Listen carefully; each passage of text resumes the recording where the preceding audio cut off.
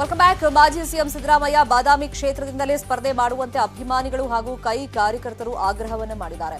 ನೂರಾರು ಕ್ರೂಸರ್ ವಾಹನಗಳಲ್ಲಿ ಬಾದಾಮಿಯಿಂದ ಸಿದ್ದರಾಮಯ್ಯ ಅಭಿಮಾನಿಗಳು ಬೆಂಗಳೂರಿಗೆ ತೆರಳಿದ್ದಾರೆ, ಬಂದಿದ್ದಾರೆ. 300ಕ್ಕೂ ಹೆಚ್ಚು ಕ್ರೂಸರ್ ವಾಹನಗಳಲ್ಲಿ ಆಗಮಿಸಿರುವಂತಹ ಅಭಿಮಾನಿಗಳು ಬೆಂಗಳೂರಿನ ಸಿದ್ದರಾಮಯ್ಯ ನಿವಾಸಕ್ಕೆ ಭೇಟಿ ಕೊಟ್ಟು ಬಾದಾಮಿಯಿಂದಲೇ ಸ್ಪರ್ಧೆ ಮಾಡಿ ಅಂತ ಹೇಳಿ ಸಿದ್ದರಾಮಯ್ಯಗೆ ಒತ್ತಡವನ್ನ ಹಾಕಲಿದ್ದಾರೆ. ಸಿದ್ದರಾಮಯ್ಯ ಬಾದಾಮಿಯಿಂದ ಸ್ಪರ್ಧೆಗೆ ಒಪ್ಪದೇ ಇದ್ರೆ ಅವ್ರ ಮನೆ ಎದುರೇ ಧರಣಿ ಕೂರೋದಕ್ಕೆ ಅಭಿಮಾನಿಗಳು ನಿರ್ಧಾರವನ್ನ ಮಾಡಿಕೊಂಡಿದ್ದಾರೆ ಅಂತ ಹೇಳಲಾಗ್ತಾ ಇದೆ.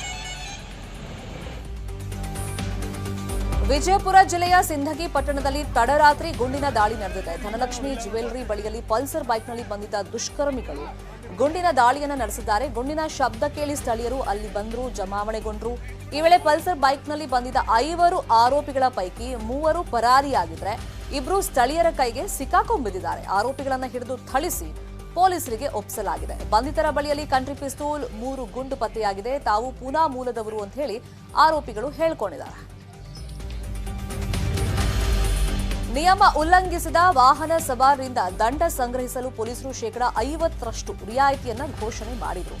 9 ದಿನಗಳಲ್ಲಿ 120 ಕೋಟಿಗೂ ಹೆಚ್ಚು ದಂಡ ಕಲೆಕ್ಷನ್ ಆಗಿತ್ತು.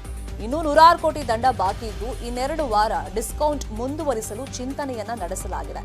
ಇವತ್ತು ಸಭೆ ನಡೆಸಿ 2 ವಾರ ಮುಂದುವರಿಕೆ ಬಗ್ಗೆ ಅಧಿಕೃತ ತೀರ್ಮಾನವನ್ನ ಕೈಗೊಳ್ಳಲಾಗಿದೆ.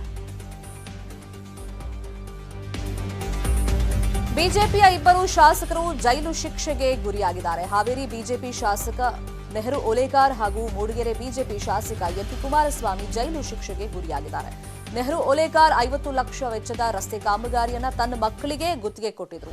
ಬೆಂಗಳೂರು ಜನಪ್ರತಿನಿಧಿಗಳ ಕೋರ್ಟ್ ವಿಚಾರಣೆ ನಡೆಸಿ 2 ವರ್ಷ ಜೈಲು ಶಿಕ್ಷೆಯನ್ನ ಪ್ರಕಟ ಮಾಡಿದೆ. ಇನ್ನೊಂದು ಕಡೆ 8 ಚೆಕ್ ಬೌನ್ಸ್ ಪ್ರಕರಣಗಳಲ್ಲಿ ಎಂಪಿ ಕುಮಾರಸ್ವಾಮಿಗೆ 6 ತಿಂಗಳ ಜೈಲು ಶಿಕ್ಷೆಯನ್ನ ವಿಧಿಸಿದೆ ಕೋರ್ಟ್.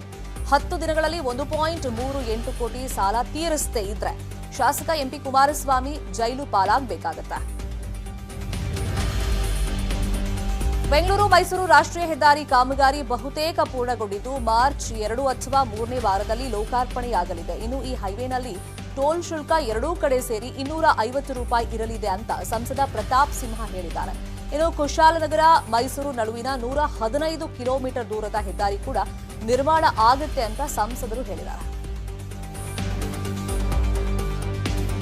ಮಹದಾಯಿ ಯೋಜನೆಯ ಪರಿಷ್ಕೃತ ವಿಸ್ತೃತ ಯೋಜನಾ ವರದಿಗೆ ಕೇಂದ್ರ ಸರ್ಕಾರ ಅನುಮತಿಯನ್ನ ಕೊಟ್ಟಿದೆ. ಈ ಡಿಪಿಆರ್ ಪ್ರಶ್ನಿಸಿ ಗೋವಾ ಸಲ್ಲಿಸಿದ್ದ ತಕರಾರು ಅರ್ಜಿಯನ್ನ ಸುಪ್ರೀಂ ಕೋರ್ಟ್ ವಜಾಗೊಳಿಸಿದೆ.